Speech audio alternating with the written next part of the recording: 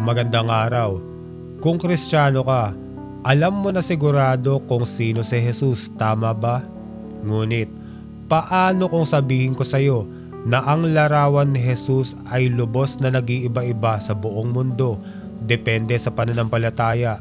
Sa katunayan, sa isang Jewish, sa isang Buddhist at sa isang Muslim ay may magkakaibang pananaw kung sino at ano talaga si Jesus. Sa video na ito, dadalhin kita sa isang pangbihirang paglalakbay upang tuklasin ang iba't ibang Jesus sa loob ng 6 na pinakamalaking sistema ng paniniwala sa buong mundo. Ang Judaism, Buddhism, Hinduism, Islam at New Age movement at syempre ang Kristyanismo. Alamin natin kung bakit naniniwala ang isang relihiyon na siya ang Diyos na nagkatawang tao, habang sa iba naman ay nakikita lamang siya bilang isang dakilang propeta, isang natatanging guro o isang huwad na Mesiyas. Kung handa ka ng palawakin ang iyong pagkaunawa at tignan ang isang pamilyar na tao sa hindi mo pa nakitang paraan, samahan mo kami at tara, simulan na natin. Sa loob ng Hudaismo, hindi kinikilala si Jesus bilang ang Mesiyas dahil ang kanyang buhay ay hindi umayon sa inaasahan para sa isang Mesiyas. Ang Mesiyas ayon sa tradisyon ng mga Hudyo ay magiging isang pinunong tao na nagmula sa lahi ni David na magpapanumbalik sa kaharian ng Israel, magdadala ng katarungan at kapayapaan sa mundo at muling itatayo ang templo sa Jerusalem. Dahil si Jesus ay pinatay ng mga Romano at wala sa mga pagbabagong ito ang naganap, nagpasya ang mga Hudyo na hindi siya maaaring ang ipinangakong Mesiyas. Nananatiling puno ang mundo ng mga digmaan, kawalan ng katarungan at pagsamba sa mga Diyos-Diyosan na sa kanilang paningin ay patunay na hindi pa dumarating ang Mesiyas. Ang isa pang mahalagang punto ay ang konsepto ng pagka-Diyos. Para sa Hudaismo, ang Diyos ay lubos na iisa, hindi nahahati at walang anyong tao. Ang ideyang Kristiyano na ang Mesiyas ay ang Diyos mismo na nagkatawang tao ay itinuturing na hindi tugma sa monoteismo ng mga Hudyo. Mahalaga ring banggitin na bahagi ng tradisyon ng mga rabay sa buong kasaysayan ang naguri kay Jesus bilang isang huwad na Mesiyas, isang manlilinlang at maging isang apostate, isang taong nagbaluktot sa batas at nagligaw sa mga tao. May ilang sinaunang teksto ng Talmud na nagpapahiwatig pa na si Jesus ay nagpractice ng panggagaway o na natutunan niya ang mga hiwagang mistiko sa Ehipto upang manlinlang. Inilarawan din si Jesus na nagdurusa ng walang hanggang parusa sa impyerno na nakalubog sa kumukulong dumi. Sa madaling salita, sa loob ng Hudaismo, si Jesus ay maaaring tignan bilang isang rabay na hindi naunawaan, isang mapaghimagsik na pinuno o maging isang mapanganib na erehe, ngunit hinding-hindi ang Mesiyas. Pagdating kay Jesus sa loob ng Buddhism, ang sitwasyon ay naiiba sa alinmang Western religion. Ito ay dahil ang Buddhism ay lumitaw matagal na bago pa isinilang si Hesukristo. Pagkaraan lamang ng maraming siglo sa pagdating ng mga misyonerong Kristiyano sa Asya, nagsimulang magkaroon ng mga opinyon ang mga Buddhist tungkol kay Jesus at ang mga ito ay labis na nag-iiba-iba. Sa Buddhism, si Jesus ay hindi namatay upang magpatawad ng mga kasalanan. Kung tutuusin, para sa kanila, ang kasalanan sa diwa ng Kristyanismo ay hindi umiiral. Ang umiiral ay ang kamangmangan, attachment at aversion na siyang sanhi ng pagdurusa ng mga tao. Ang kamangmangang ito ang nagtatali sa mga tao sa cycle ng reincarnation na nagiging dahilan upang paulit-ulit silang ipanganak hanggang sa marating nila ang kaliwanagan.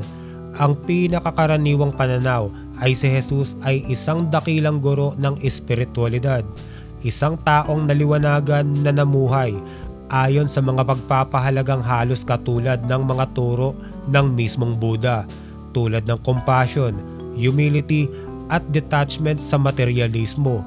Marami pa nga ang naglalarawan sa kanya bilang isang bodhisattva, isang taong umabot sa mataas na antas ng espiritualidad, ngunit piniling magkatawang tao sa lupa upang tulungan ang iba na umunlad. Interesante, di ba? Ngunit huwag magkakamali, bagamat kapuri-puring pakinggan, ang pananaw na ito ay hindi kinikilala si Jesus bilang Diyos o bilang tagapagligtas, dahil sa Buddhism ay hindi kinikilala o hindi sila naniniwala sa isang personal na Diyos na manlilikha. Si Jesus ay hindi rin maaaring maging anak ng Diyos. Sa madaling sabi, iginagalang ng Buddhism si Jesus, ngunit inilalagay siya sa kaparehong antas ng iba pang spiritual leaders tulad nila Buddha, Gandhi o Confucius. Siya ay tinitingnan bilang isang moral na halimbawa, ngunit hindi bilang natatanging Panginoon. Para sa kanila, nagpapakita si Jesus ng isang daan sa gitna ng marami, ngunit hindi siya ang daan. Tulad ng Buddhism, walang opisyal na doktrina ang Hinduismo tungkol kay Jesus dahil ito ay isang sinauna at labis na magkakaibang relihiyon. May daan-daang sangay sa loob ng Hinduismo at bawat isa ay maaaring tumingin kay Jesus sa iba't ibang paraan. Ang pinakapopular na pananaw sa gitna ng mga Hindu ay si Jesus ay isang naliwanagan na guro, isang spiritual teacher na umabot sa mataas na antas ng banal na kamalayan. Ang ilan ay inilalagay siya sa tabi ng mga figura tulad ni Krishna, Shiva o Rama, na sinasabing siya ay isang inkarnasyon o pagpapakita ng Diyos tulad ng di umano'y iba pang mga Diyos.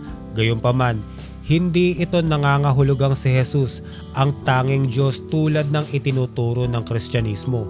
Nangangahulugan lamang ito na siya ay magiging isa sa maraming divine manifestations. Mas gusto ng ibang Hindu na tignan si Jesus bilang isang halimbawa ng isang taong nakatuklas ng self-realization, isang taong natuklasan ang Atman sa kanyang sarili, isang bagay na pinaniniwalaan nilang likas na taglay ng lahat ng mga tao. Sa madaling salita, si Jesus ay hindi esensyal na naiiba sa atin. Siya ay nagising lamang ng mas maaga. Inaangkin pa ng ilan na naglakbay si Jesus sa India noong kanyang kabataan upang matuto mula sa mga maestro ng Hindu, isang teorya na popular sa mga esoteric circles. Ngunit walang mapagkakatiwalaang basehan sa kasaysayan. Sa huli, maaaring hangaan ng Hinduismo si Jesus, ngunit iniaangkop siya nito sa sarili nitong pananaw at pagkakaiba-iba kung saan may lugar para sa libu-libong Diyos, propeta, guro at mga espiritual na landas. Para sa kanila, si Jesus ay isa lamang sa marami. Sa pananampalatayang Islam, kilala si Jesus sa pangalang Isa at itinuturing siya bilang isa sa pinakadakilang propeta na isinugo ng Diyos. Pinaniniwala ang isinilang siya ng Birheng Mariam hindi sa karaniwang paraan kundi sa pamamagitan ng tanging atas at kapangyarihan ng salita ng Diyos. Ayon sa Quran, nanganak si Mariam ng nag-iisa sa ilalim ng isang puno ng datiles. Sa gitna ng kanyang paghihirap, himalang nagsalita ang sanggol na si Isa mula sa kanyang duyan. Ipinahayag niya ang kanyang sarili bilang isang lingkod at propeta ng may likha, isang maagang tanda ng kanyang banal na misyon. Binabanggit din sa Quran ang mga milagrong ipinamalas ni Isa, kabilang ang ilan na hindi matatagpuan sa bagong tipan ng Biblia. Isang halimbawa nito ay ang paghubog niya ng ibon mula sa putik. Nang hiningahan niya ito, nabuhay ang ibon sa pahintulot ng Diyos. Ang kwentong ito na matatagpuan sa mga sinaunang tekstong apokripal ay tinatanggap sa Islam bilang patotoo sa kanyang pagkapropeta. Gayunpaman, Mahalagang linawin na ang mga himalang ito ay hindi nagmula sa sariling kapangyarihan ni Jesus, ngunit kundi sa biyayang ipinagkaloob lamang sa kanya ng Diyos. Pagdating sa kanyang kalikasan, malinaw ang paninindigan ng Islam. Si Isa ay isang tao at hindi Diyos. Hindi siya anak ng Diyos at wala siyang bahagi sa banal na kalikasan ng may likha. Para sa mga Muslim, ang Diyos na si Allah ay iisa, hindi nahahati at hindi kailanman magkakatawang tao. Ang pagtingin kay Jesus bilang isang Diyos ay itinuturing na isang maling interpretasyon sa kanyang tunay na pagkatao bilang isang huwarang sugo. Maging ang pagtatapos ng kanyang buhay sa lupa ay may kakaibang salaysay sa Islam. Itinuturo ng Quran na hindi ipinako sa krus si Isa. Sa halip, iniligtas siya ng Diyos at itinaas ng buhay sa langit, habang ang isang taong kamukha niya ang siyang napako sa krus. Ang pananaw na ito ang nagpapanatili sa dangal ni Isa laban sa isang marahas na kamatayan. Sa huli, naniniwala ang mga Muslim na muling babalik si Isa sa mundo bilang isang masunuring lingkod ng Diyos upang pagtibayin ang tunay na pananampalataya bago siya pumanaw bilang isang karaniwang tao. Sa madaling salita, bagaman katangi-tangi sa piling mga propeta, si Isa ay nananatiling isang lingkod ng Diyos at hindi kailanman naging kapantay niya. Ang Jesus naman ng New Age movement ay mystical, universal at energetic. Kumbaga, hinubog siya upang maging katanggap-tanggap sa lahat at hindi makasakit ng damdamin ng sinuman. Para sa mga sumusunod sa landas na ito, si Jesus ay hindi ang anak ng Diyos. Sa halip, siya ay isang evolved na master, isang nilalang na nakarating sa pinakamataas na antas ng kamalayan at pumarito upang turuan ang sangkatauhan na gawin ang kanyang nagawa. Ayon sa kanila, bawat isa sa atin ay may tinatawag na inner Christ o panloob na Kristo, at ang misyon lamang ni Jesus ay gisingin ito sa atin. Sa madaling salita, hindi siya ang tagapagligtas. Siya ang huwaran kung ano ang maaari nating kahinatnan. May mga teorya pa ngang nagsasabing naglakbay si Jesus sa India at sa Tibet upang mag-aral ng meditation at reincarnation sa mga guro ng silangan. Sinasabi naman ng iba na siya ay isang medium o nakipag-ugnayan sa mga nilalang mula sa ibang dimensyon. Ano man ang bersyon, ang Jesus ng New Age ay ang bersyong nakalulugod sa lahat. Wala siyang binabanggit tungkol sa paghatol o kasalanan. Siya ay isang Kristong hinubog sa imahe at kagustuhan ng modernong tao. Sa puso ng Kristyanismo, si Jesus ay hindi lamang isang propeta, isang matalinong guro o isang huwarang espiritual. Siya ang mismong Diyos na nagkatawang tao. Hindi lamang niya itinuro ang daan patungo sa Diyos, ipinahayag niya na siya ang daan.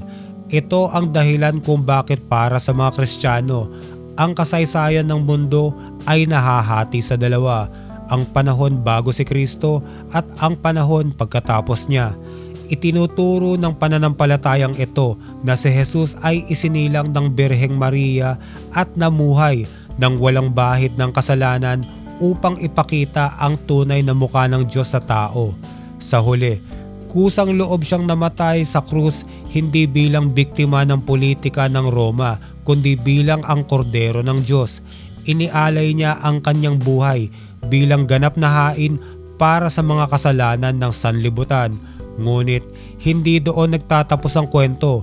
Makalipas ang 3 araw, siya ay muling nabuhay. Hindi ito isang simbolo o espiritual na pangitain lamang. Siya ay pisikal na bumangon mula sa kamatayan. Ang muling pagkabuhay na ito ang nagpabago sa lahat, dahil kung si Jesus ay tunay na nabuhay, napatunayan niya na siya nga ang ipinakilala niya. Sabi nga, ang isang taong nag-aangking siya ang Diyos at humihingi ng pagsamba ay mayroon lamang 3 pagpipilian. Maaaring siya ay isang sinungaling, isang baliw, o siya nga ang tunay na Panginoon. Walang gitna, hindi siya maaaring maging isang mabuting tao lamang. At dito naiiba ang Kristyanismo sa lahat ng iba pang mga pananampalataya. Hindi lamang siya nagsasalita ng katotohanan, siya ang katotohanang nagkatawang tao. Kaya naman ang tanongin ni Jesus ang kanyang mga alagad, "Ngunit sino ako para sa inyo?" Sumagot si Pedro ng mga salitang nagbubuod sa buong pananampalataya, "Ikaw ang Kristo, ang anak ng Diyos na buhay."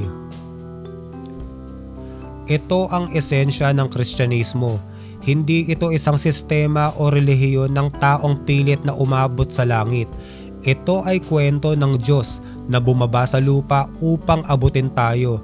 Ang Kristyanismo ay hindi sumusunod sa isang gurong nasa libingan, kundi sa isang buhay na hari na nasa kanyang trono. Ayon sa kasulatan, balang araw ay makikita ng buong mundo ang katotohanang pinanghahawakan ng mga naniniwala na si Hesukristo ay Panginoon kahapon, ngayon at magpakailanman. Ano man ang iyong paninindigan, hindi maikakaila na ang kanyang buhay at turo ay nag-iwan ng bakas sa kasaysayan na hindi kailanman mabubura.